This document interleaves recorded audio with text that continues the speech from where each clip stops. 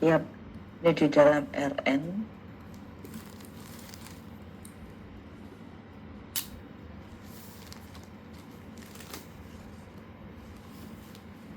Di dalam Rn itu dengan X sama dengan Y, itu berakibat bahwa Tx sama dengan Ty. Nah, ini adalah bukti untuk suatu pemetaan. Yang kedua, sekarang kan kita lihat bahwa di sini tuh pasti melibatkan yang namanya penjumlahan dan perkalian skala, karena dia ruang vektor ya, perkalian dan penjumlahan dulu, penjumlahan dengan perkalian. Nah, sekarang akibatnya apa terhadap masing-masing operasi? Nah, kemungkinan yang pertama itu akan terjadi seperti ini, bahwa untuk setiap XY di dalam Rn itu TXY, TX ditambah Y itu akan sama dengan TX ditambah TY. Artinya dalam hal ini berarti dia mengawetkan operasi penjumlahan, atau dalam kurung jadi telah mengawetkan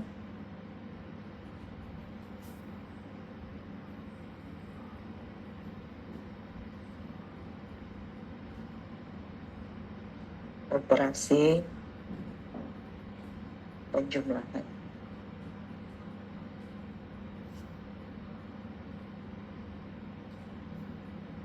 Nah, yang berikutnya, karena yang terlibat itu tidak hanya penjumlahan vektor, di sana juga ada perkalian skalar.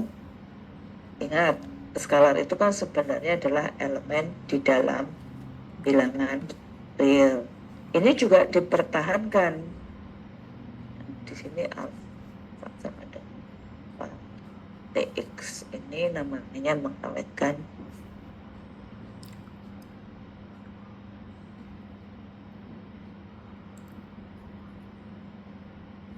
operasi perkalian skala.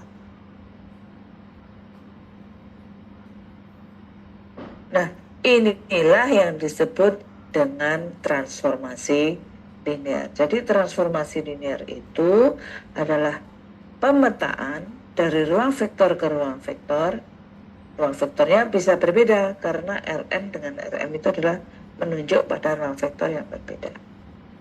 Dan bisa dikatakan bahwa dia merupakan transformasi linear jika memenuhi sifat khusus, yaitu dia preserve terhadap perkalian dan perkalian pastinya skalar dan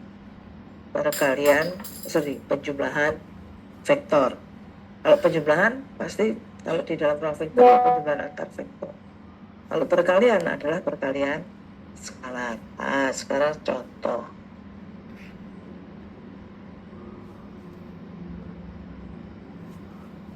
Contoh, sekarang misalkan saya punya T dari R3 ke R2 dengan definisi bahwa di sini misalkan X1, X2, X3 itu dibawa ke, karena ini elemen belakangnya ada seperti ini. Ini didefinisikan sebagai X1 plus X2, X2 plus X3, ya kan? Dari 3 pasangan berurutan dibawa ke 2 pasangan berurutan. Pertanyaannya, apakah T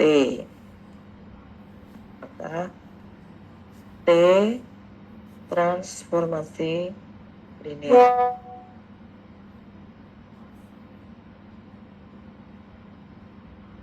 Untuk membuktikan ini, pastinya yang pertama adalah kita buktikan bahwa T pemetaan Pemetaan itu berarti apa? Berarti saya punya dua elemen di domain. Kita sebut misalnya X1, X2, X3 sama dengan Y1, Y2, Y3. Ya toh?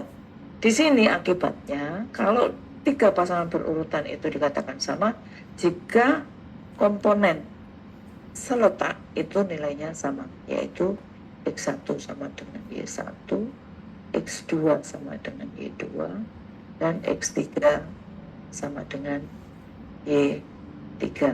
Padahal diketahui bahwa T, X1, X2, X3 itu didefinisikan apa?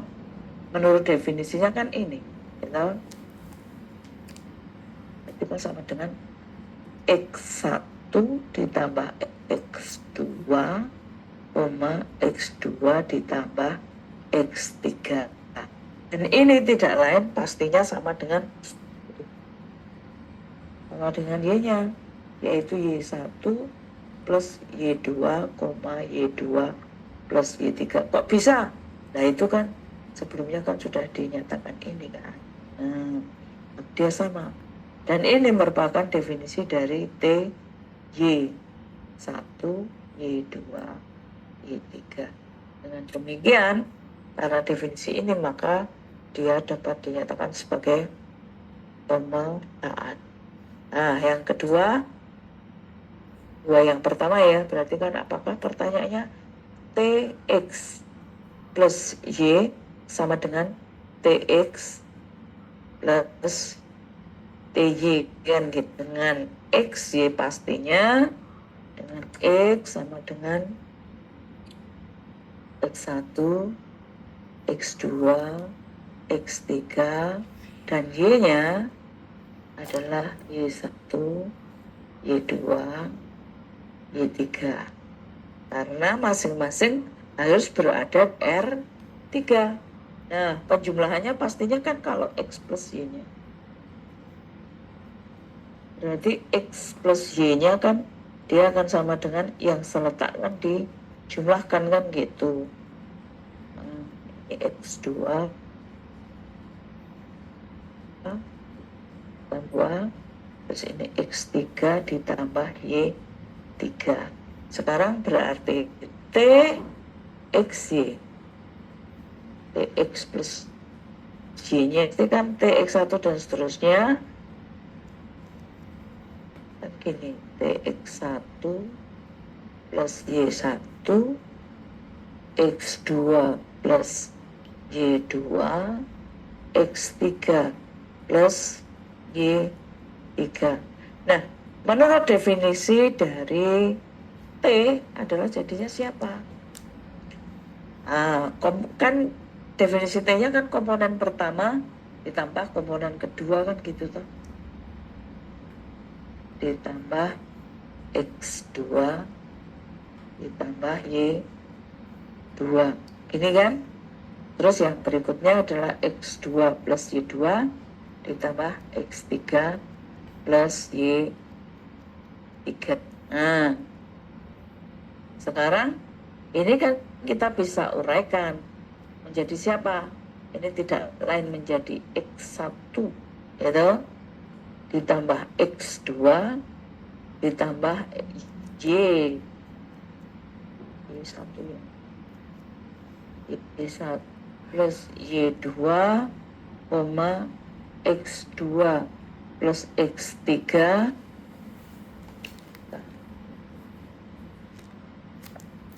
ditambah Y2 plus Y3. Nah, ini secara umum kita dapat uraikan kembali bahwa dia tidak lain adalah sebagai X1 ditambah X2, X2 ditambah X3, yaitu ditambah Y1 plus Y2, Y2 plus Y3. Nah, ini tidak lain kan sebenarnya definisi dari T, X1, X2, X3 ditambah T, Y1, Y2, Y3. Dan ini kalau kita sederhanakan, berarti dia sama dengan TX ditambah TY. Dengan demikian, yang pertama preserve terhadap penjumlahan sudah dapat. Nah, bagaimana dengan yang preserve terhadap perkalian? T alpha X, dengan X-nya adalah 1, 2, 3 tadi ya. Berarti kan sama dengan T alpha X1, X2, X3. Ini perkalian biasa, berarti kan sama dengan T dari siapa? Alpha X1, alpha X2, alpha X3. Nah, definisi dari T-nya tadi adalah komponen pertama ditambah komponen kedua, yaitu alpha X2, alpha X2 ditambah alpha X3. Nah, sekarang ini kalau kita sederhanakan menjadi siapa? Alfanya kan bisa keluar kan? Alpha X1 plus X, X2 plus X3. Nah, sekarang yang paling akhir itu kan sama dengan siapa? Alpha T dari X1, X2, X3 atau sama dengan alpha TX.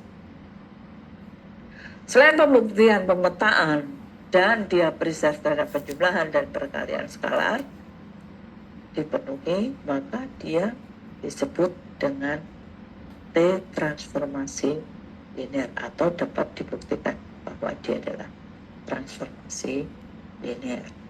Nah, silakan ditulis dahulu sebelum contoh ini ya, diberikan definisinya, kemudian diberikan satu contoh. Contoh ini nanti dipahami sampai dengan nanti ada di sampai belakang saya menang. Silakan ditulis dulu.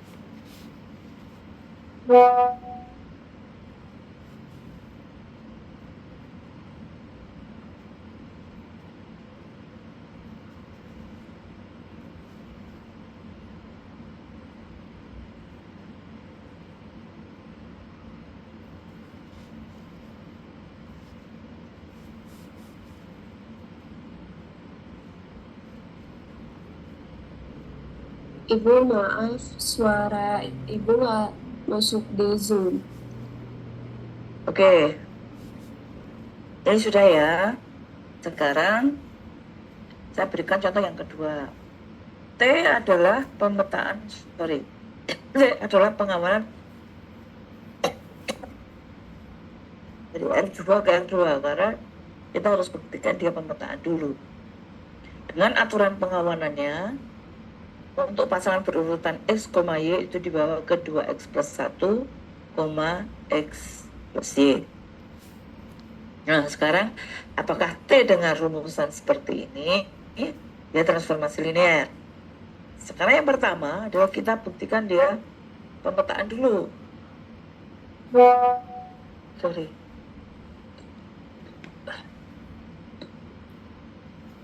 Untuk membuktikan pemetaan, jadi kita harus ambil X, Y dan X aksen, Y aksen di dalam R2 pastinya, domain. Terus ini sama dengan, dia kita ambilnya sama dengan. Terus apakah dia nanti TX, Y sama dengan T aksen, Y aksen.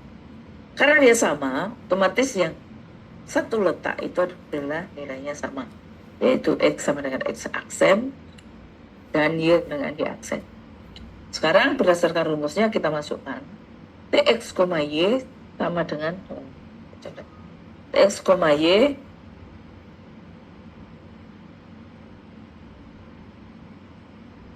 Tx, Y itu kan definisinya adalah ini 2x tambah 1, Y. Yang kedua, selanjutnya karena x sama dengan x aksen, y sama dengan y aksen, ya maka nilainya adalah sama dengan. Ini adalah definisi dari Tx aksen, Y aksen. Dengan demikian dipenuhi bahwa x, y sama dengan x aksen, y aksen itu berakibat Txy sama dengan Tx aksen, y aksen. Dengan demikian terbukti bahwa dia adalah pemetaan. Yang kedua, bagian 2 yang pertama. Apakah dia mengawetkan operasi penjumlahan? Kan gitu ya. Berarti kan kita ambil x-nya adalah itu ya. Kita ambil Tx, ya ambilnya T AP gitu aja ya, atau VW. VW itu kan berarti sama dengan T dari X plus X aksen, Y plus Y aksen. Dengan asumsi V-nya sama dengan X, Y dan V-nya adalah, saya tulis saja ya, V-nya adalah X, Y dan V-nya adalah sama dengan X aksen, Y aksen. Nah, di sini kalau menurut definisi berarti kan sama dengan 2 kali X. X-nya siapa? X ditambah X aksen. Jangan lupa. Nah, di sini ada 2 komponen. Sebentar.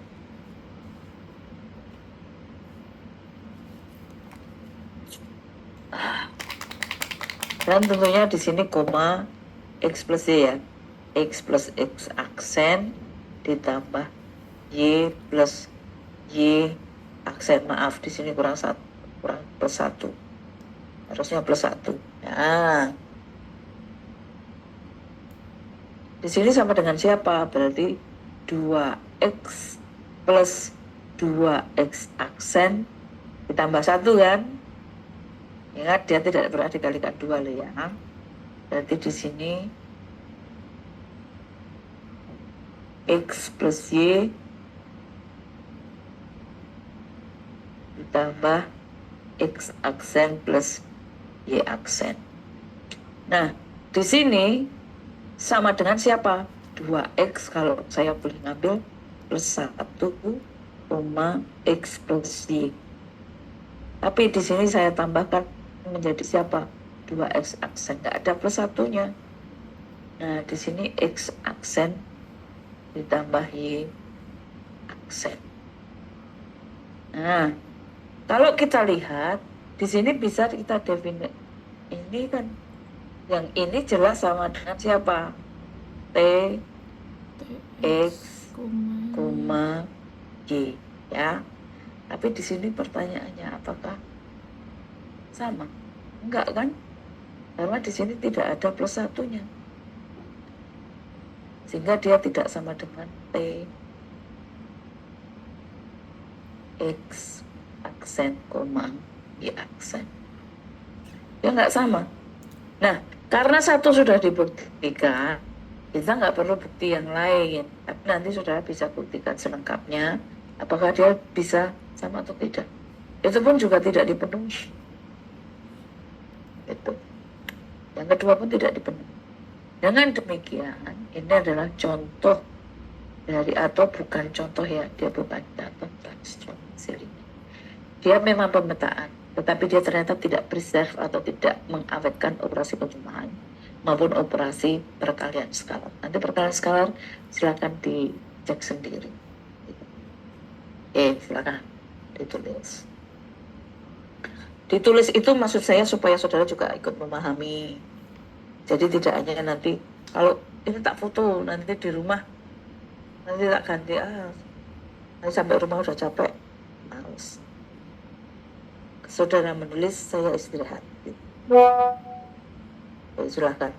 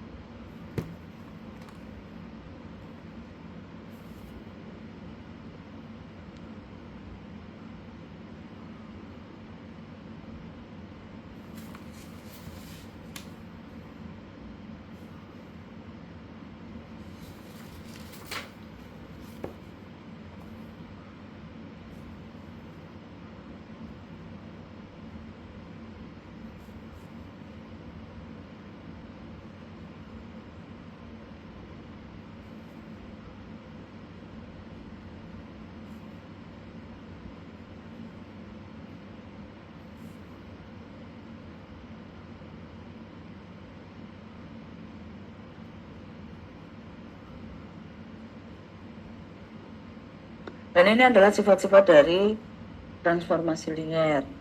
Jadi kalau T dari Rn ke Rm, artinya dia dari ruang Euclid berdimensi n ke ruang Euclid berdimensi m, merupakan transformasi linear, maka image dari 0 di dalam Rn itu selalu dibawa ke 0 juga, tapi di R.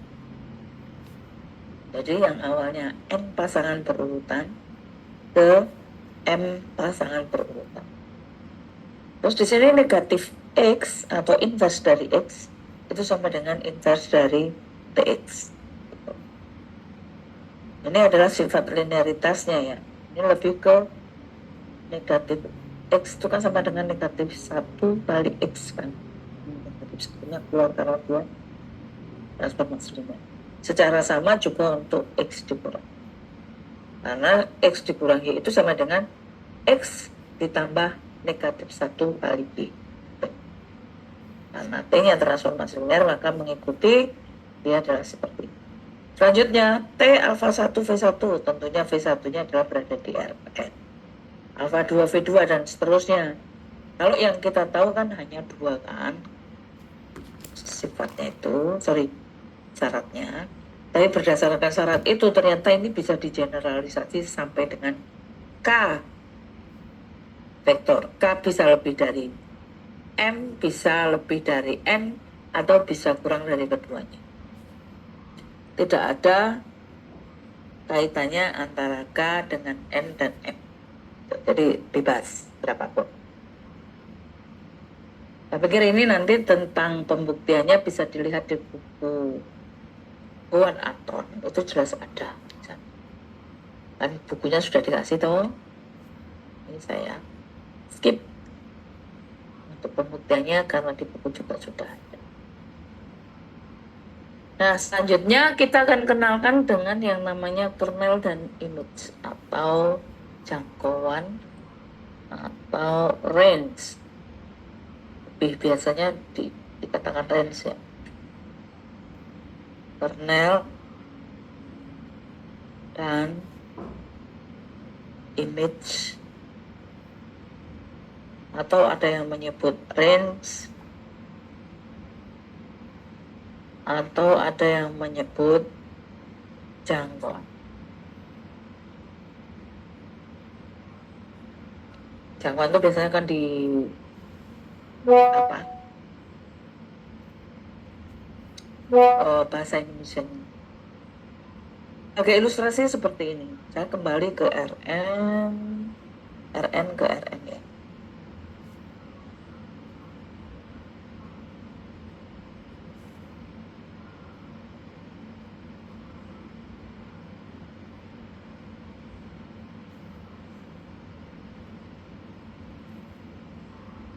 Lalu saya menggunakan T untuk transformasi linear. Karena transformasi linear hanya saya gunakan. Nah, ada bagian di sini yang disebut dengan kernel. Kernel itu adalah himpunan bagian di dalam Rn atau domain yang dipetakan ke vektor 0. Nah, nolnya pastinya di M. Saya berikan indeks M itu kan yang ada di Rn gitu. Nah, semua yang ada di sini ini kan ada pemetaannya kan. Nah, di sini ada yang teman-temannya itu di sini. Misalnya. Apakah harus habis? Enggak harus habis. Yang tidak punya prapeta saya kondisikan di sini. Nah, yang ini himpunan semua peta-peta ini.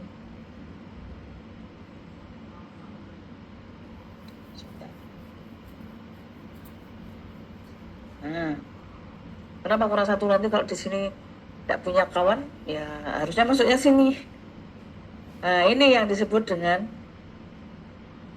segini ini yang disebut dengan int atau rt. Itu ya. Dan ini yang disebut dengan kernel T.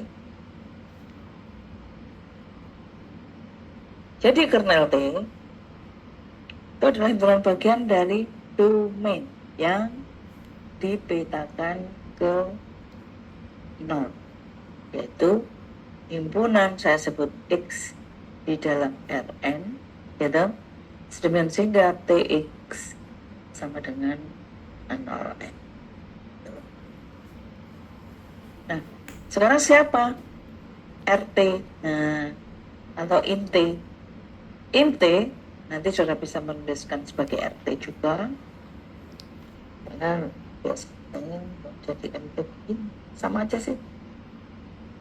Ini adalah elemen di dalam, saya sebut sebagai X aksen ya. X aksen di dalam Rm, ingat ini Rm, gitu. Sedemikian hingga terdapat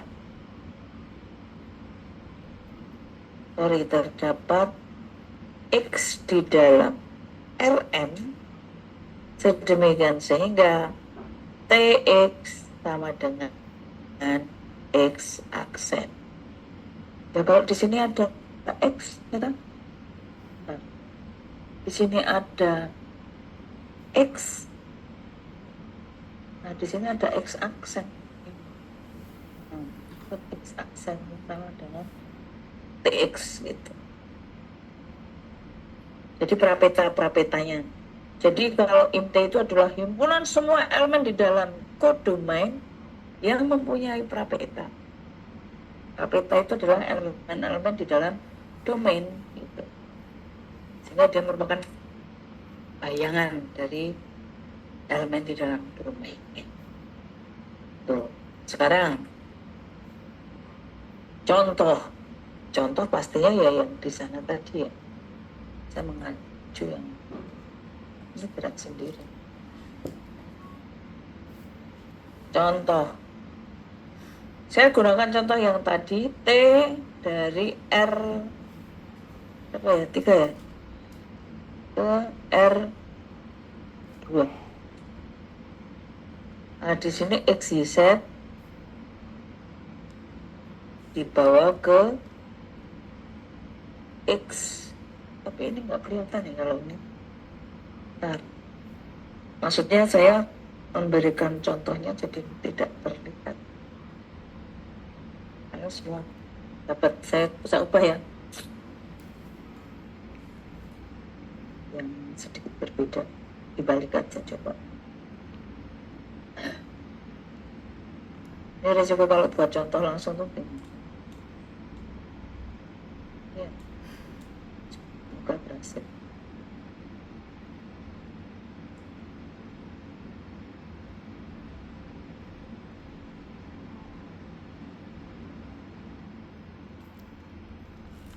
Misalnya dari RT adalah dari R2 ke R3. Kok cuma dibalik Bu? Ya, semoga ini mempermudah. Ini misalnya X, Y ya, terus di sini dibawa ke, katakanlah di sini X plus Y, kemudian di sini X min Y,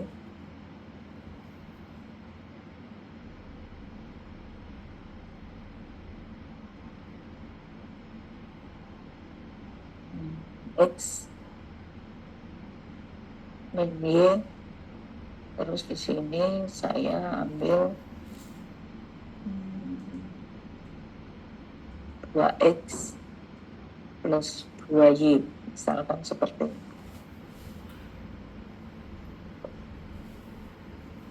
Semoga berhasil, kalau tidak ya nanti diulang. Kita cari kernel. Saya tuh hanya pengen mencari contoh ya, kalian gampang ada wujudnya kelihatan gitu. Bukan yang dimensinya. Coba, ini kan jelas dia adalah transformasi linear. Tidak perlu dibuktikan ya, nanti kalau membuktikan nanti aja. Transformasi linear. Sekarang tentukan kernelnya. Terus image.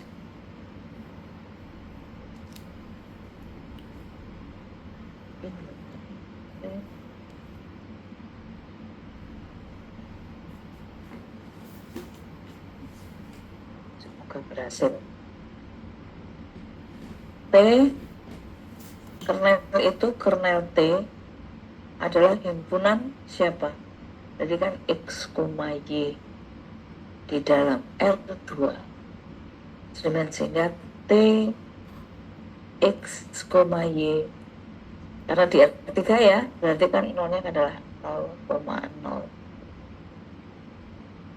Kok bukan 0,0, Bu? Kan di R3. Ini loh. Nah, kan di R3. Di R3 berarti kan nolnya itu. Sekarang berikutnya sama dengan X, Y, anggota R2, sehingga apa? TX-nya kembali pada ini, berarti X ditambah Y, min X min Y, 2X ditambah 2Y harus sama dengan 0,0,0.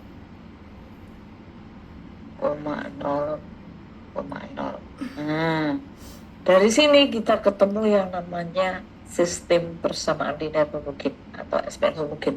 Karena ruang skalanya adalah sama dengan minimal.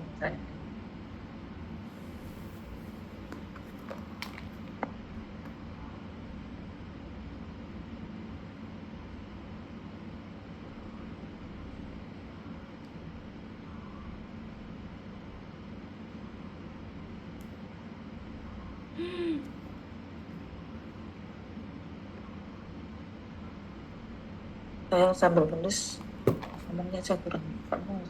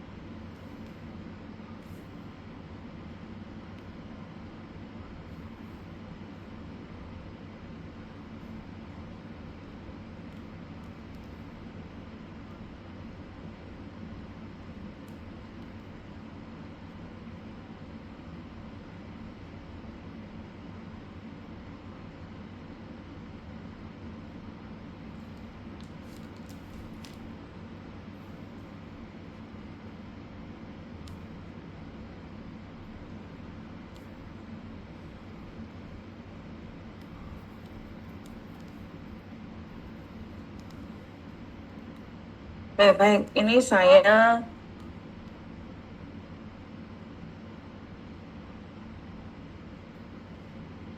tulis duluan ya supaya saya segera ini sambil istirahat. Jadi T itu adalah dari R2 ke R3 ya. Oke, dengan rumusan seperti ini. X plus Y negatif X dikurang Y 2X ditambah 2Y. Kemudian ini jelas transformasi linear. Kernelnya siapa? Kalau menurut rumusnya, kernel itu kan adalah elemen di dalam domain yang petanya sama dengan 0 kan gitu. Nah, nolnya cuma kan 0 di R3. Tuh.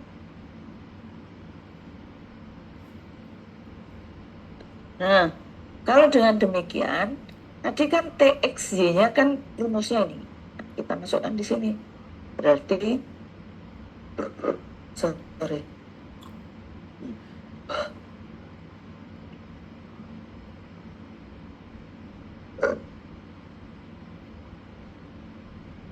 Nah, ini diperoleh X plus Y negatif X dikurang Y 2X plus 2Y sama dengan 0, begitu. Nah, dengan demikian ini kita peroleh SPL mungkin seperti ini.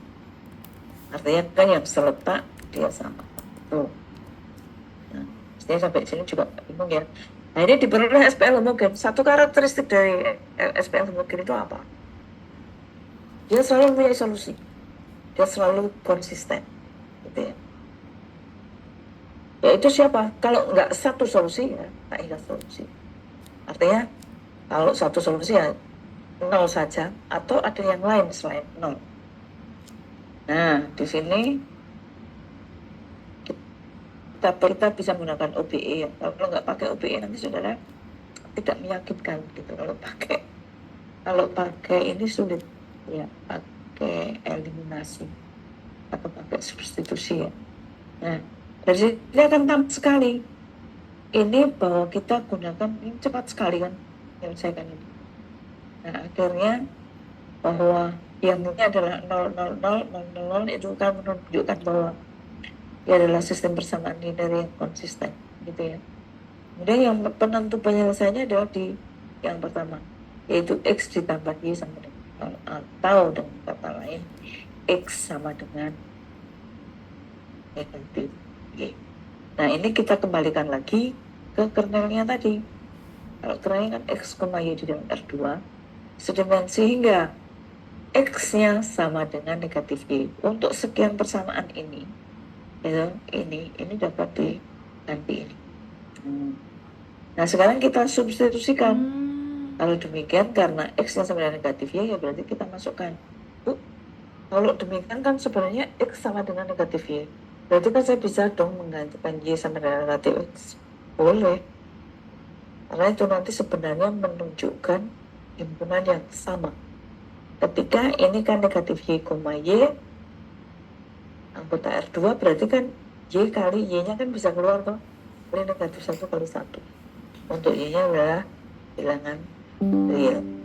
Nah, dengan demikian, dia tidak lain adalah himpunan semua kombinasi linear dari negatif 1 dengan 1. Kalau tadi yang diganti adalah X-nya, ya kita sama. Nanti cari yang diganti Y-nya. Ya kan kita ganti negatif X, berarti X-nya keluar 1 dengan negatif 1. Apa sama, Bu? Sama. Dua himpunan yang sama itu. Yang satu dibangun oleh negatif 1 dengan 1, yang satunya adalah dengan 1, negatif 1. Dengan mengambil Y sama dengan negatif 1. Kan kita peroleh pengali X tadi kan, sama. Itu. Ini adalah kernelnya. Saudara bisa lihat di sini.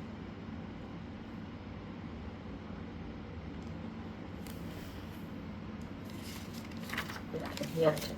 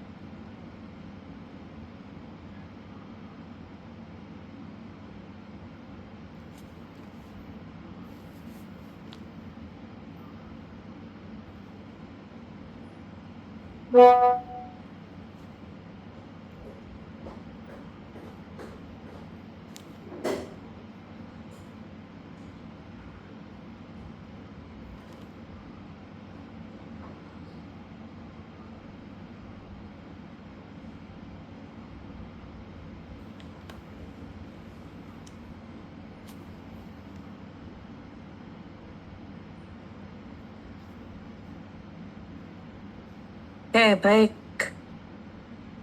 Image-nya seperti apa image-nya? Image-nya itu adalah sebenarnya kan elemen di dalam kodomain ya, berarti kan dia di R3. Kalau di sini loh, kan berarti di R3. Berarti elemen di R3, sehingga terdapat suatu XY di dalam R2, sehingga TXY-nya itu sama dengan RST. Karena di dalam R3, maka kita ngambilnya adalah tiga pasangan berurutan. Sementara di sana itu adalah ada nilai XY di dalam R, sehingga yang penting selalu ada domain, yaitu siapa? X, Y, yang kalau dipetakan itu sama dengan RST itu sendiri. Nah, dengan demikian kita peroleh persamaan seperti ini. Nah, persamaan ini tidak lain adalah sebenarnya SPL. SPL saja tidak mungkin. Karena di sini X plus Y-nya sama dengan R, maka bisa ditentukan bahwa kalau minus X dikurang Y, berarti kan dia minus X plus Y, toh?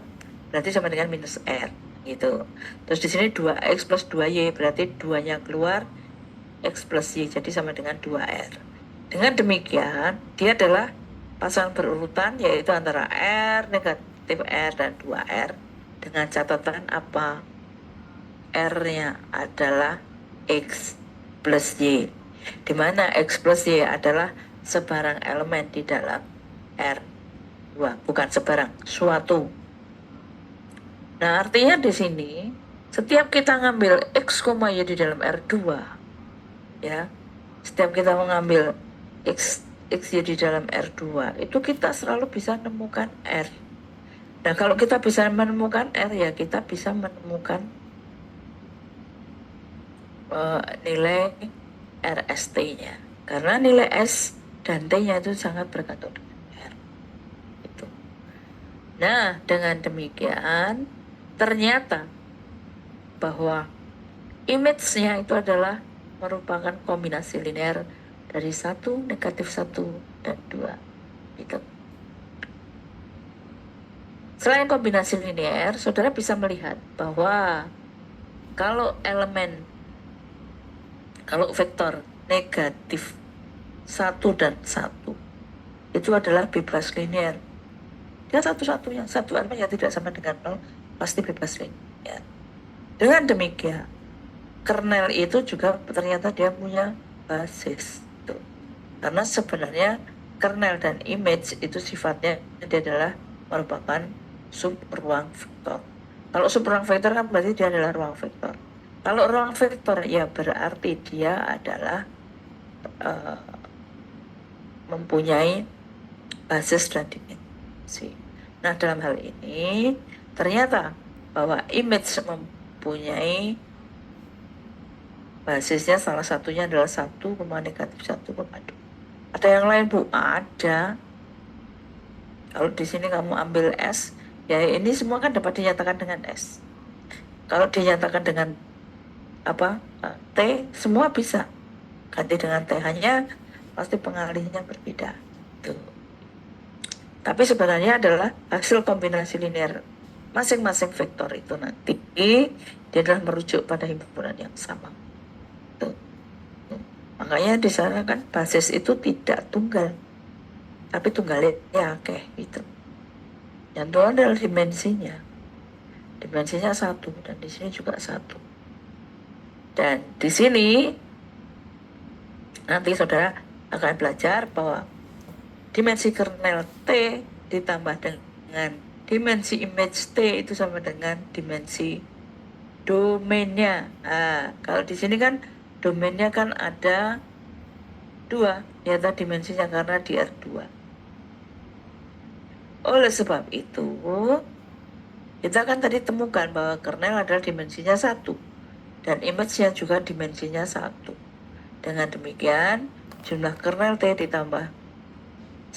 dimensi kernel T ditambah dimensi image T itu sama dengan 2. Yang sesuai dengan teoremanya, bahwa dimensi kernel T ditambah dimensi image T itu sama dengan dimensi domainnya. Oke, silahkan ditambah sendiri ya. Gak mual rasanya. Silahkan ditulis, ditambah-tambah dengan keterangan-keterangan yang saya berikan tadi.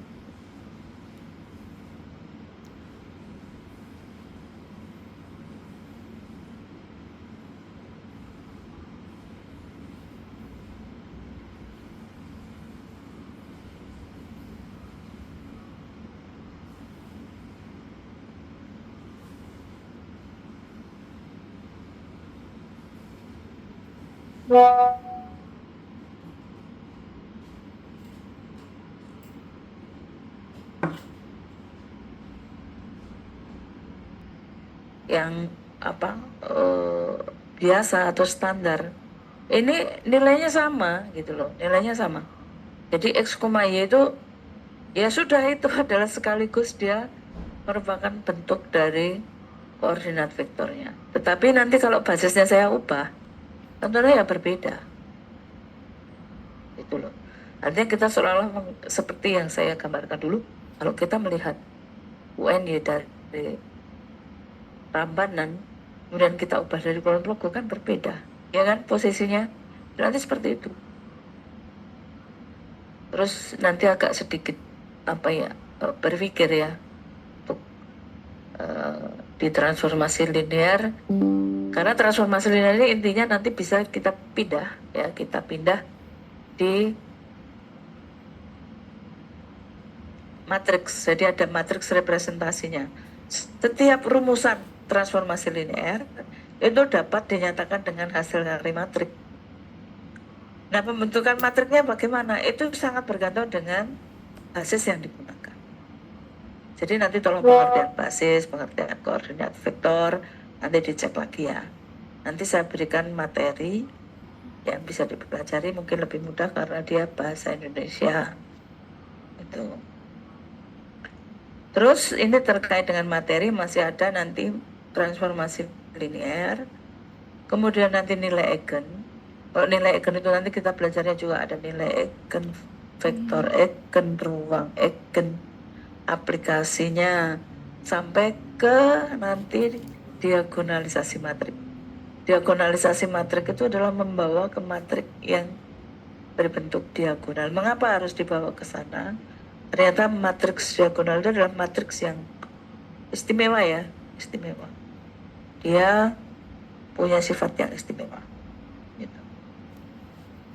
Sehingga itu bisa dibawa ke matrik-matrik diagonal gitu. Saudara bisa melihat atau mengingat bahwa determinan matrik itu kan kalau dalam bentuk matrik diagonal kan gampang toh, karena dia hanya hasil kali dari nilai-nilai yang berada atau elemen-elemen di dalam diagonal ya. Baik nanti matrik segitiga atas, matrik segitiga bawah, atau mungkin hanya matrik diagonal itu sendiri. Dan sebenarnya sebarang matrik bisa dibawa ke matrik diagonal itu.